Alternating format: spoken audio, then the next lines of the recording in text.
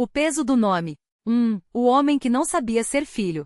Marcelo Rangel tinha 42 anos, uma barba gruda-pé que ele raspava toda segunda-feira para não parecer um mendigo como dizia sua mãe, e uma mania de contar os degraus das escadas por onde passava. Não por superstição, mas porque números o acalmavam. Engenheiro civil, trabalhava há 16 anos na mesma construtora em Curitiba. Cidade onde o vento gelado do inverno entrava pelas frestas das janelas e onde as pessoas falavam baixo, como se tivessem medo de incomodar o silêncio. Sua vida era uma linha reta. Casa no Água Verde, esposa, Larissa, dentista, grávida do primeiro filho. Um Fusca 1982 que ele restaurara sozinho nos fins de semana, e os almoços de domingo na casa dos pais, no bairro do Portão. Seu pai, Antônio, um homem de mãos grossas e riso fácil, adorava contar a mesma história. Quando você nasceu, Marcelo, chorei tanto que a enfermeira achou que era você quem estava berrando.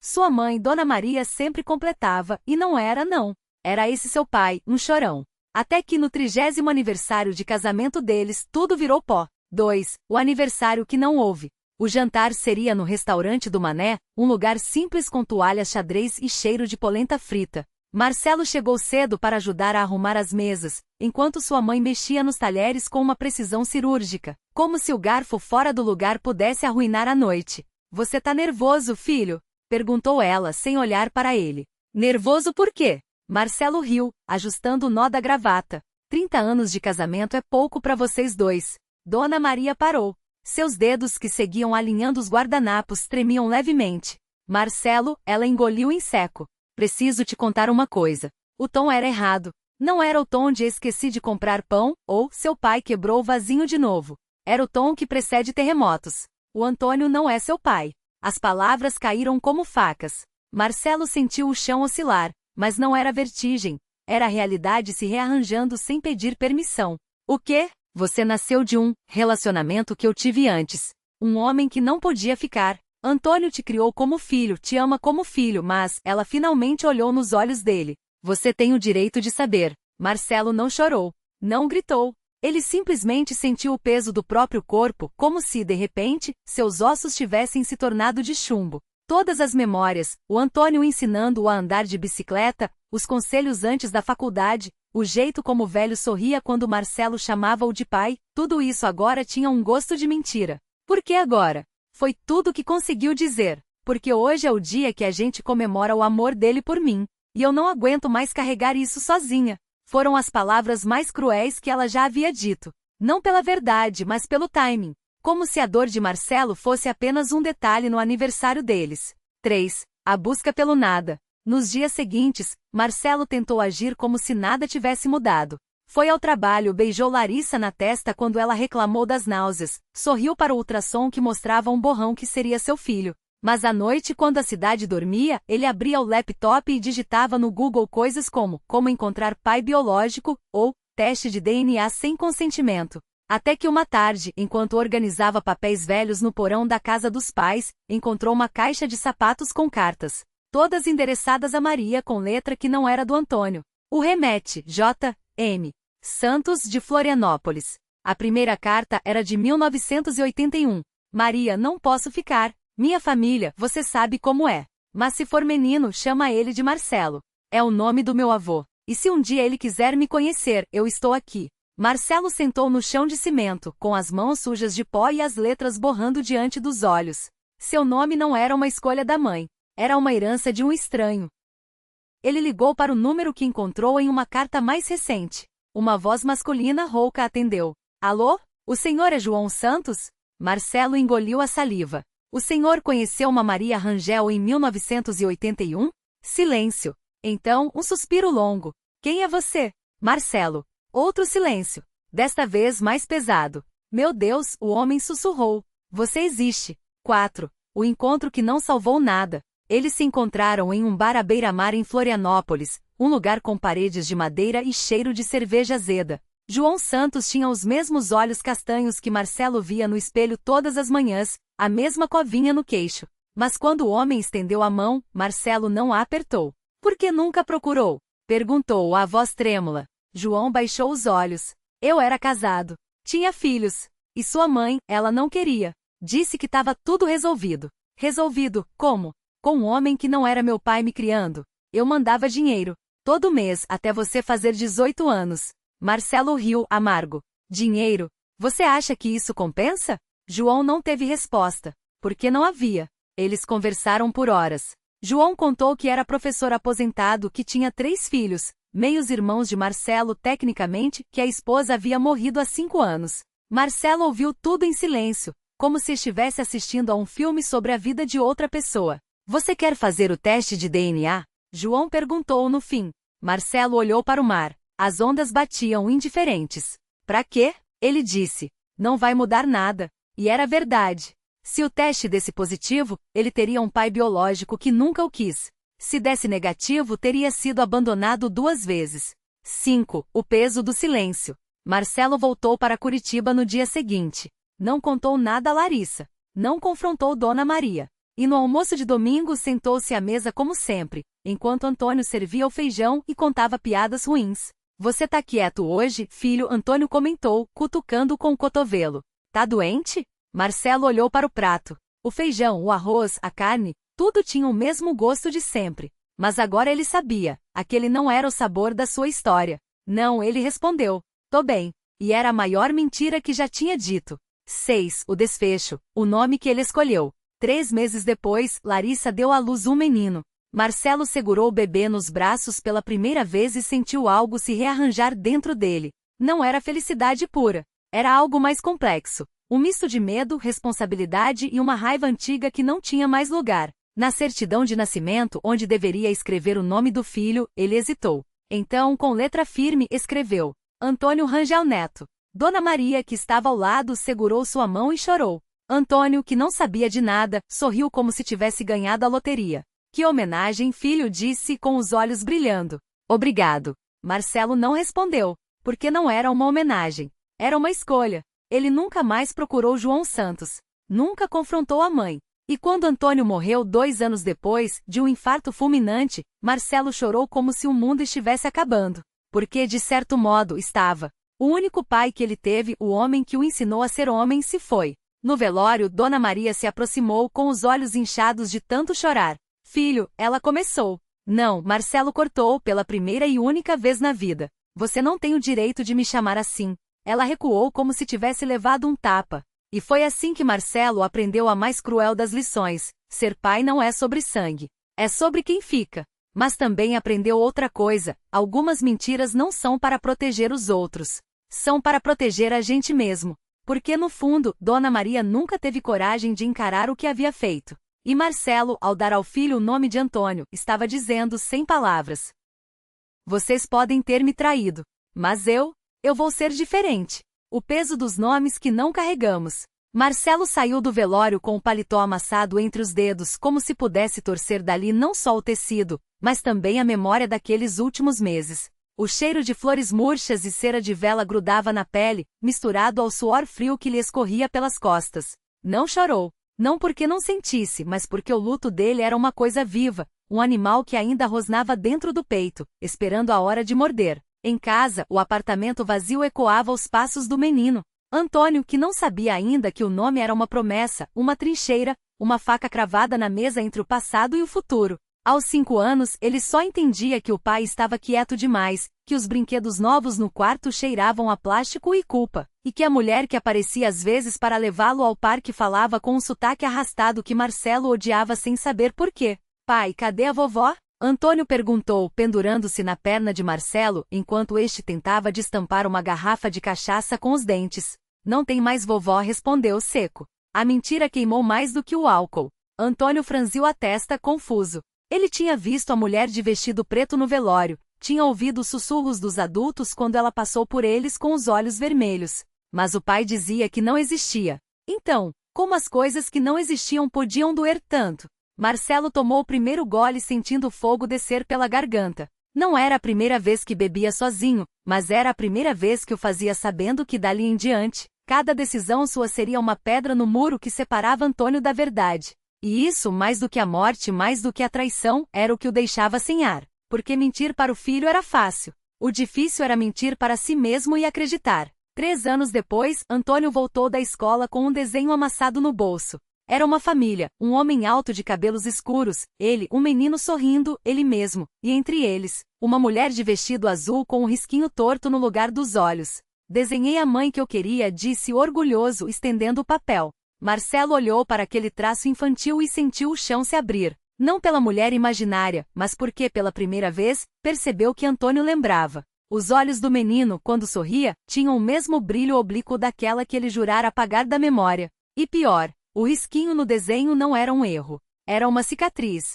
Dona Maria tinha uma marca assim, fina e branca, logo abaixo da sobrancelha. Ganhou aos 16 anos quando caiu de uma árvore tentando pegar um pássaro para o irmão mais novo. Marcelo sabia disso porque uma vez ela lhe contará a história rindo, enquanto passava iodo no joelho esfolado dele. Agora o filho reproduzia aquilo sem nunca ter visto. Ela é bonita, pai? Antônio insistiu, balançando as pernas na cadeira da cozinha. Marcelo dobrou o desenho com cuidado, como se fosse um mapa que levasse a um lugar proibido. Mentiu. Mas ela mora longe. E pela primeira vez desejou que fosse verdade. Porque a distância, ele sabia, era a única coisa que salvava os dois, ele da tentação de perdoar, e Antônio da herança de uma dor que não era sua para carregar. Mas o passado, como um cão teimoso, sempre volta para lamber as feridas que a gente finge que já sararam. E naquela noite, enquanto Antônio dormia abraçado a um urso de pelúcia que cheirava a naftalina, Marcelo sonhou com uma árvore alta, um pássaro azul escapando das mãos, e uma mulher caindo. Acordou com um gosto de terra na boca. O sabor da terra. No dia seguinte, o céu sobre a cidade pesava como um cobertor úmido. Marcelo acordou antes do sol, com as mãos ainda trêmulas do sonho. Não era a primeira vez que a árvore aparecia, sempre a mesma, com galhos retorcidos como dedos de anciã, e o pássaro azul, que desta vez não voara, mas ficará olhando para ele com olhos humanos, cheios de uma pergunta que Marcelo não queria ouvir. Antônio o encontrou no quintal, de pé junto ao muro descascado, os dedos apertando o desenho amassado. Pai, o que é isso? O menino apontou para as manchas escuras na terra, perto dos pés do pai. Marcelo não precisou olhar para saber. Eram as mesmas que apareciam toda vez que o sonho voltava, como se algo dentro dele vazasse. Nada, respondeu, esfregando a sola do sapato na grama. Só terra. Mas Antônio não era bobo. Ele tinha 6 anos e já conhecia a diferença entre terra e sangue seco. Na escola, enquanto as outras crianças corriam no recreio, Antônio ficou sentado no canto do pátio, desenhando no caderno. Não era a mulher do papel do pai, ele nem sabia como ela era. Era uma árvore, alta, com um ninho vazio no galho mais fino. E no chão, uma sombra que não pertencia a nada. Por que você não brinca? Perguntou a professora, agachando-se ao seu lado. Antônio não respondeu. Em vez disso, mostrou o desenho. Isso é o que eu vi ontem à noite, mentiu. No quintal. A mulher recuou como se o papel queimasse. Marcelo passou o dia inteiro tentando não pensar no sonho, mas a cidade conspirava contra ele. Na padaria, a dona do estabelecimento, uma senhora de cabelos brancos presos com grampos, lhe entregou o pão com um olhar demorado demais.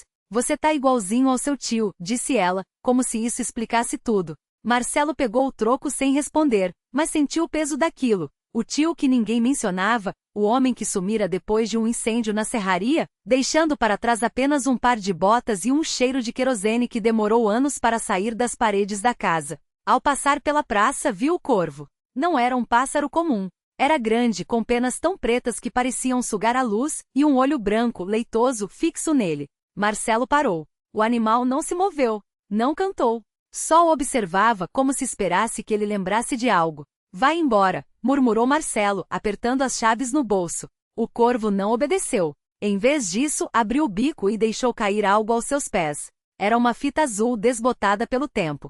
Antônio chegou da escola com os olhos vermelhos, mas sem chorar. Marcelo estava na cozinha com a fita entre os dedos quando o menino entrou e largou a mochila no chão. Hoje a professora falou que eu tenho imaginação doente, disse, como se estivesse comentando o tempo. Marcelo sentiu o estômago revirar. Ela não sabe de nada, respondeu, guardando a fita no bolso rápido demais. Mas e se ela tiver razão? Antônio subiu na cadeira, os pés não alcançando o chão. E se a gente for doente mesmo? Marcelo não soube o que dizer, porque no fundo ele também se perguntava isso. Se a árvore, o pássaro, a mulher caindo, se tudo aquilo não era só loucura, mas algo pior, uma herança. Algo que corria no sangue, como o formato do nariz ou a maneira de rir. E pela primeira vez ele teve medo de que Antônio já soubesse a resposta. A sombra do que não se diz. A cadeira rangeu quando Antônio se balançou, os dedos apertando a beirada da mesa. Marcelo observava as mãos do menino pequenas com unhas roídas até a carne viva, e se perguntou em que momento elas haviam ficado tão parecidas com as dele. Você também vê, não vê? Antônio não olhava para ele. Os olhos estavam fixos no vidro da janela, onde a luz da tarde desenhava manchas amareladas na parede. A árvore que sangra. O homem sem rosto no corredor da escola. A voz que chama a gente de noite. Marcelo engoliu em seco. Não era só o menino. Não era só ele. Eram os dois, e isso tornava tudo mais pesado, como se tivessem sido amarrados a um mesmo fardo antes mesmo de nascer. Às vezes a gente vê coisas que os outros não veem, murmurou, evitando a palavra herança, evitando sangue, evitando tudo que soasse como uma sentença. Não significa que a gente esteja doente. Antônio finalmente virou o rosto.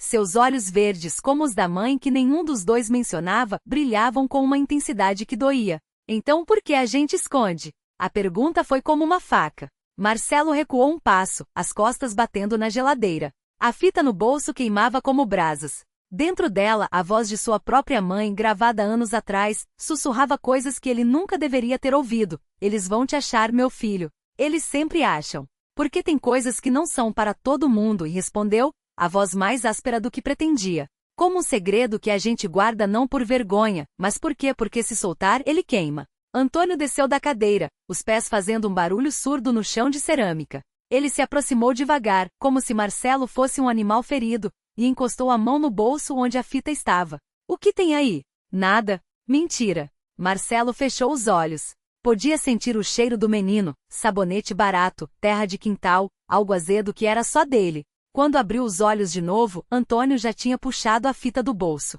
Isso é da vovó, disse o menino, virando o objeto entre os dedos. Não era uma pergunta. Marcelo não respondeu. Não precisava. Antônio já sabia. Assim como sabia que a árvore no quintal não era só uma árvore, que o pássaro morto na varanda não tinha caído por acaso, que a mulher que aparecia nos sonhos dos dois usava o mesmo vestido rasgado. Ela falava de um lugar, continuou Antônio, como se lesse os pensamentos do pai. Um lugar onde a gente não precisa esconder. Marcelo sentiu o suor escorrendo pelas costas. Não existe esse lugar. Existe. O menino segurou a fita com mais força. Ela diz no final. Quando a lua estiver partida ao meio, vocês vão saber o caminho. Ontem a lua estava assim. Eu vi. Um arrepio subiu pela espinha de Marcelo. Ele se lembrava da lua, cortada ao meio, como se alguém tivesse mordido sua metade. E se lembrava do silêncio que tinha vindo depois, um silêncio tão denso que até os grilos haviam parado de cantar. Você não entende, disse, a voz falhando. Não é um convite. É uma armadilha. Antônio não piscou. Então por que a gente ainda tá aqui? O silêncio que engole as coisas. Marcelo não respondeu. Em vez disso, abaixou-se e apanhou um punhado de terra seca entre os dedos.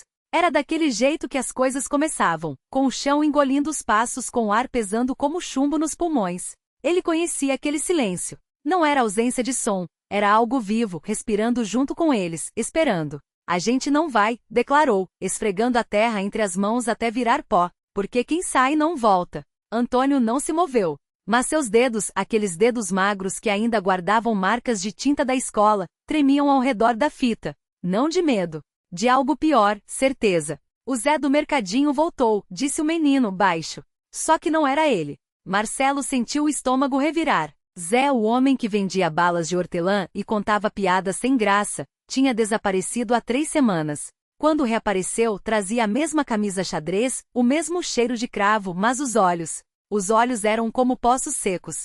E sorria demais. Demais para alguém que tinha sido encontrado amarrado a uma árvore no meio do mato, com as unhas arrancadas. Isso não prova nada. Marcelo cuspiu as palavras, mas elas soaram ocas. Até ele ouvia a mentira nelas. Ele não lembra do nome da filha, insistiu Antônio. E a Maria, a do posto, jurou que viu a sombra dele se mexendo sozinha quando ele estava dormindo. Uma brisa morna passou entre eles, carregando o cheiro de capim queimado. Marcelo fechou os olhos. Lembrou-se da primeira vez que tinha visto aquele lugar, não o da fita, não o que a mulher sussurrava, mas outro parecido. Um buraco no mundo disfarçado de clareira. Ele tinha 12 anos. E o irmão mais velho, que jurava saber tudo, tinha dito, vem, é só até ali. Depois, nunca mais falaram do que aconteceu. Nunca mais falaram do irmão. Você acha que eu não sei o que tá pedindo? Marcelo abriu os olhos, e eles ardiam. Acha que eu não quero? Mas tem coisas que a gente não volta, Antônio. Tem coisas que a gente perde para sempre. O menino não chorou. Só olhou para o horizonte, onde o sol começava a derreter nas copas das árvores, tingindo tudo de um laranja doente. Então a gente vai para não perder mais nada. E foi aí que Marcelo ouviu. Não era um som. Era uma falta, como quando você segura a respiração sem perceber e de repente o corpo grita por ar. O vento parou.